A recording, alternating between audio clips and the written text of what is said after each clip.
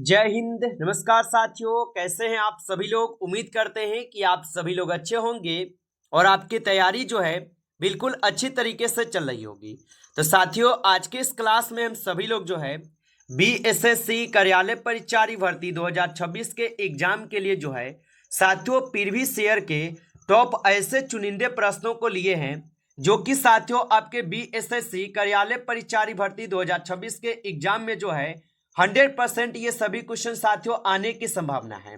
तो यदि आप सभी लोग चाहते हैं साथियों कि यदि आप सभी लोग का भी सिलेक्शन हो पाए बीएसएससी कार्यालय परिचारी के एग्जाम में, तो साथियों यदि आप सभी लोग का भी सपना है कि सिलेक्शन ले पाए तो आप इस क्लास को जरूर देख के जाइएगा, क्योंकि साथियों बिल्कुल एग्जाम ओरिएंटेड हम क्वेश्चन को लिए हैं जो आपके एग्जाम में जो है ना 100% क्वेश्चन पूछे जाएंगे। तो आप इस क्लास को अच्छे से देखिएगा। तो चलिए क्लास को स्टार्ट करते हैं। उनसे पहले यदि आप इस चैनल पे पहली बार जुड़े हैं तो आप जो है इस चैनल को सब्सक्राइब कर लीजिए और सब्सक्राइब करके ऑल नोटिफिकेशन को ऑल पे दबा के जुड़ जाइए, जिससे कि जब भी कोई नई क्लास हो सबसे पहले जो है क्लास का नोटिफिकेशन आपके पास पहुंच सके। तो आप इस चैनल को सब्सक्राइब कर लीजिएगा, साथ ही साथ आप जो है इस क्लास को भी लाइक जरूर कर लीजिएगा। तो चलिए क्लास को स्टार्ट करते हैं और देखिएगा क्वेश्चन क्या पूछा गया है। क्वेश्चन यहाँ पे पूछा गया है कि साइमन कमीशन जो है ये कब भारत आया था। चलिए बताइएगा साथियों, आप चाहें तो आप कोई भी बुक का प्रीवियस ईयर क्वेश्चन देख लीजिएगा, आपको ये प्रश्न साथियों पूछे हुए देखने को मिलेंगे। और बताइएगा कि साइमन कमीशन कब भारत आया था। तो आप सभी लोग को पता है कि साइमन कमीशन 1928 में आए थे, यानी ऑप्शन 2 जो है यहाँ पे इस क्वेश्चन का बिल्कुल सही जवाब है। आगे देखिएगा क्वेश्चन यहाँ पे दिया गया है और क्वेश्चन क्या पूछा है कि मानव शरीर में कौन सा अंग पीत रस का उत्पादन करता है। चलिए बताइएगा आप कि मानव शरीर में कौन सा अंग है जो कि पीत रस का उत्पादन करता है। तो याद रखिएगा मानव शरीर का कौन सा अंग है जो पीत रस उत्पादन करता है, तो यकृत, यानी ऑप्शन ए जो है यहाँ पे इस क्वेश्चन का सही जवाब हो जाएगा, याद रखिएगा। चलिए आगे देखते हैं। अगला प्रश्न देखिएगा, क्वेश्चन पूछा है और क्वेश्चन क्या पूछा है कि राजा रवि वर्मा एक प्रसिद्ध डैश थे। चलिए बताइएगा आप कि राजा रवि वर्मा जो है एक प्रसिद्ध डैश थे। तो याद रख लीजिएगा कि राजा रवि वर्मा जो थे एक चित्रकार थे। ऑप्शन यहाँ पे बी आपका सही जवाब है, चित्रकार थे। आप अच्छे से इनको याद रखेंगे। अगला क्वेश्चन देखिएगा, क्वेश्चन है और क्वेश्चन क्या पूछा है कि अकबर जो है ना ये कब सम्राट बना था। चलिए बताइएगा कि अकबर जो है साथियों कब सम्राट बना। तो अकबर जो है ये आपके 1556 ईस्वी में सम्राट बने थे। ऑप्शन आपका सी सही जवाब है, 1556 में सम्राट बने थे। चलिए अगला क्वेश्चन देखिएगा। क्वेश्चन पूछा गया है कि प्रथम पंचवर्षीय योजना का मुख्य ध्यान डैश पर था। बताइए, तो प्रथम पंचवर्षीय योजना का मुख्य ध्यान किस पर था। तो आप याद रखेंगे कि प्रथम पंचवर्षीय योजना का जो मुख्य ध्यान था ये कृषि क्षेत्र पर थे, यानी ऑप्शन ए जो है यहाँ पे बिल्कुल सही जवाब है। ऑप्शन ए को आप सही जवाब करेंगे। चलिए आगे देखिएगा, क्वेश्चन यहाँ पे दिया गया है। क्वेश्चन दिया गया कि कंप्यूटर में डेटा को किस रूप में जो है संग्रहित किया जाता है। चलिए बताइएगा, तो कंप्यूटर में डेटा को किस रूप में संग्रहित किया जाता है। तो आप इसको अच्छे से याद रखिएगा। कंप्यूटर में डेटा को जो है ना बाइनरी के रूप में हम लोग यहाँ पे क्या करते हैं तो संग्रहित करते हैं, यानी कि ऑप्शन यहाँ पे विकल्प नंबर 4 जो है यहाँ पे इस क्वेश्चन का सही जवाब है। ऑप्शन डी इसको आप बोल सकते हैं, ऑप्शन डी सही जवाब है। आगे देखिए क्वेश्चन यहाँ पे दिया गया है। क्वेश्चन है कि गोदावरी नदी का उद्गम जो ये किस स्थान से होता है। चलिए बताइएगा कि गोदावरी नदी का उद्गम किस स्थान से होता है। तो याद रखेंगे गोदावरी नदी का उद्गम जो होता है ये उद्गम होता है ब्रह्मगिरी की पहाड़ियों से। ठीक है, ऑप्शन यहाँ पे जो है आपका विकल्प नंबर 3 जो है यहाँ पे बिल्कुल सही है, सी आप इसको बोल सकते हैं। आगे देखिए क्वेश्चन यहाँ पे है कि 1857 के विद्रोह को अंग्रेजों ने आखिरकार कब दबाया था। चलिए बताइएगा कि 1857 के विद्रोह को अंग्रेजों ने आखिरकार कब दबा दिया। तो आप इनको अच्छे से याद रखिएगा, 1859 में दबाए हुए थे। ऑप्शन ए सही जवाब है। आगे देखिए क्वेश्चन यहाँ पे पूछा है। क्वेश्चन क्या पूछा गया है कि हिंदुस्तान रिपब्लिक एसोसिएशन का गठन कब किया गया था। चलिए बताइएगा कि हिंदुस्तान रिपब्लिक एसोसिएशन का गठन कब किया गया था। तो हिंदुस्तान रिपब्लिक एसोसिएशन का गठन किए गए 1924 में। ऑप्शन यहाँ पे डी सही जवाब है 1924 में। आगे देखिए क्वेश्चन यहाँ पे दिया गया है और क्वेश्चन क्या है कि मानव शरीर की पीएच रेंज कितनी होती है। चलिए बताइएगा कि मानव शरीर की पीएच रेंज कितनी होती है। तो याद रखेंगे मानव शरीर का पीएच रेंज होता है 7.35 से लेकर -7.45 के बीच में। ऑप्शन डी यहाँ पे आपका सही जवाब है, याद रखेंगे। चलिए आगे देखिएगा क्वेश्चन पूछा है और क्वेश्चन क्या पूछा है कि भारत का पहला उच्च न्यायालय डैश में जो है स्थापित किया गया था। तो याद रख लीजिएगा भारत का पहला उच्च न्यायालय जो है ये स्थापित किए गए थे कोलकाता में। ऑप्शन ए जो है यहाँ पे इस क्वेश्चन का सही जवाब है, कोलकाता में स्थापित किए गए थे। आप अच्छे से इनको याद रखेंगे। अगला क्वेश्चन देखिएगा, क्वेश्चन क्या दिया गया है। क्वेश्चन दिया गया कि धातुओं के पतली तार के रूप में ढलने की यहाँ पे विशेषता क्या कहलाती है।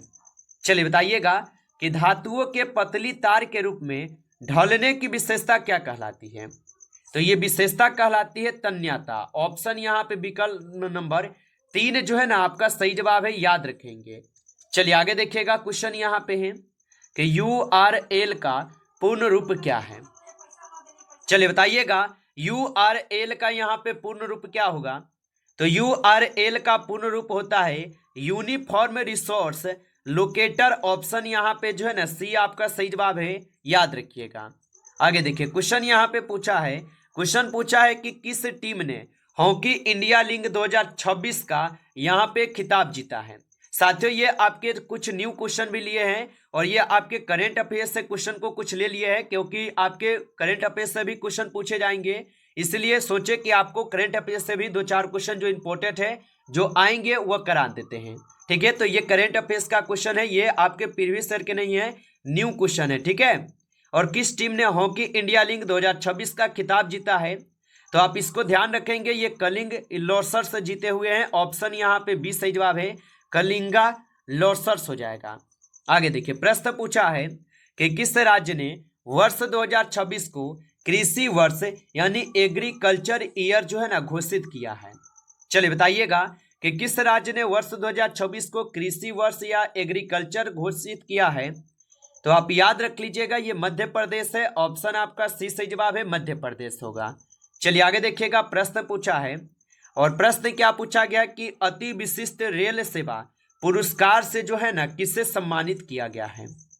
तो अति विशिष्ट रेल सेवा पुरस्कार से किससे सम्मानित किया गया है। तो याद रख लीजिएगा ये सम्मानित किए गए हैं चंदना सिन्हा को। ऑप्शन बी आपका सही जवाब है, चंदना सिन्हा को सम्मानित किए गए। अगला क्वेश्चन देखेंगे, क्वेश्चन है सांची के स्तूप का निर्माण किसने साथियों कराया था। चलिए बताइएगा कि सांची के स्तूप का निर्माण किसने कराया था। तो सांची के स्तूप का निर्माण करवाए थे अशोक। ऑप्शन ए सही जवाब है, अशोक करवाए हुए थे। आप अच्छे से इनको याद रखेंगे। चलिए आगे देखिएगा क्वेश्चन पूछा है और क्वेश्चन क्या पूछा है कि स्त्री के सर फूल में डैश होता है। तो स्त्री के सर फूल में जो है साथियों क्या होता है।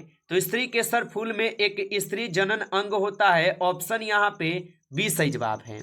आगे देखिए प्रश्न पूछा गया है यहाँ पे और प्रश्न क्या पूछा है आपसे कि किस उद्योग में कच्चे माल के रूप में चूने के पत्थर का उपयोग जो है किया जाता है।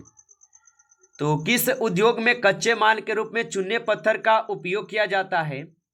तो याद रख लीजिएगा इसका उपयोग होते हैं सीमेंट में। ऑप्शन यहाँ पे विकल्प नंबर 2 सही जवाब है, याद रखेंगे।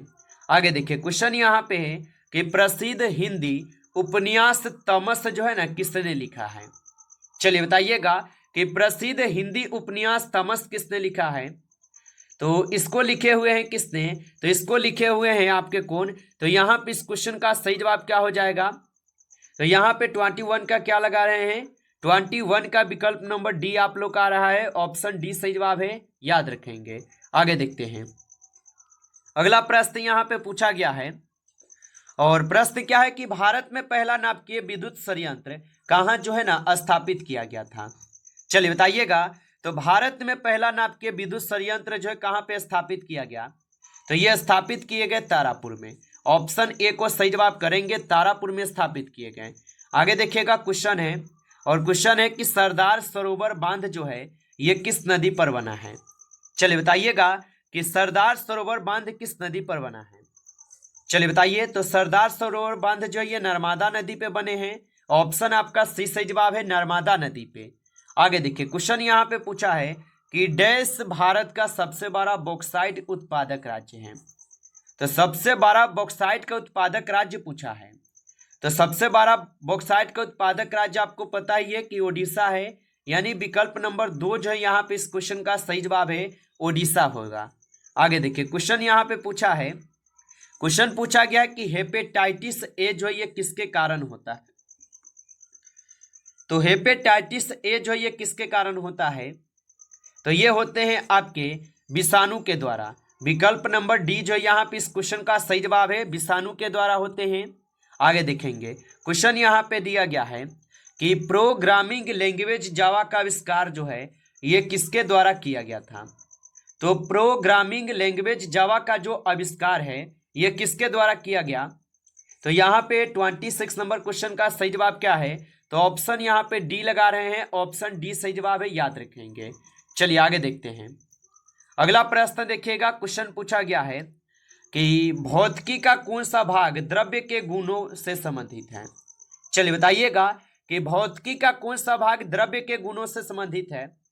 तो यहाँ पे हो जाएंगे कौन सा भाग? तो 27 नंबर क्वेश्चन का आंसर क्या लगा रहे हैं? विकल्प नंबर 3 लगा रहे हैं, बिल्कुल सही जवाब है, ऑप्शन सी, याद रखेंगे। आगे देखिए, क्वेश्चन यहाँ पे पूछा गया है कि भारत ने पहली बार ओलंपिक खेलों में किस वर्ष में भाग लिया? चलिए बताइए। तो भारत ने पहली बार ओलंपिक खेलों में किस वर्ष में भाग लिया था? तो याद रख लीजिएगा, ये भाग लिए हुए थे किस वर्ष में? तो ये 1900 ईस्वी में भाग लिए थे। ऑप्शन ए हो जाएगा इस क्वेश्चन का सही जवाब, याद रख लीजिएगा।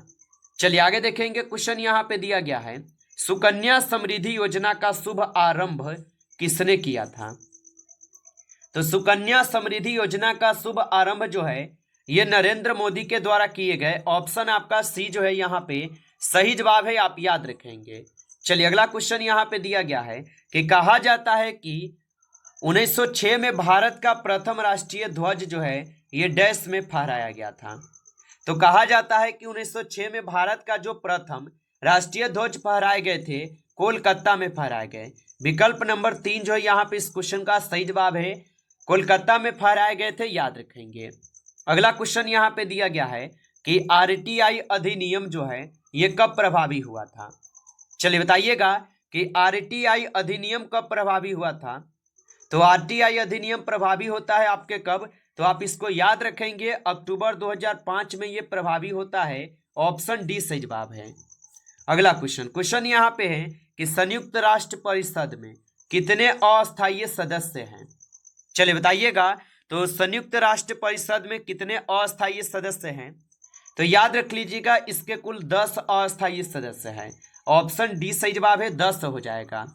आगे देखिए, क्वेश्चन है, निम्नलिखित में से कौन सा सबसे कम आयु लिंग नोबेल विजेता है? चलिए बताइएगा कि निम्नलिखित में से कौन सबसे कम आयु का नोबेल विजेता है? तो यहाँ पे आप सी को सही जवाब कर रहे हैं, बिल्कुल सही जवाब है सी। आगे देखिए, क्वेश्चन है यहाँ पे, 9 कलेवर उत्सव जो है ये किस राज्य से संबंधित है? तो 9 कलेवर उत्सव जो है ये ओडिशा से है। ऑप्शन यहाँ पे विकल्प नंबर 2 सही जवाब है, ओडिशा होगा। आगे देखिए, क्वेश्चन यहाँ पे है कि प्रधानमंत्री स्वास्थ्य सुरक्षा योजना को वर्ष डैश में शुरू किया गया था। तो प्रधानमंत्री स्वास्थ्य सुरक्षा योजना को वर्ष 2003 में शुरू किए गए। ऑप्शन ए सही जवाब है, वर्ष 2003 में शुरू किए गए। नमस्कार साथियों, इस क्लास में जो है आपके टॉप 35 क्वेश्चन थे जो कि काफ़ी इंपॉर्टेंट और सिलेक्टेड क्वेश्चन थे ये सभी क्वेश्चन। साथियों, यदि आपको क्लास अच्छा लगा हो तो आप इस क्लास को लाइक कर लीजिए।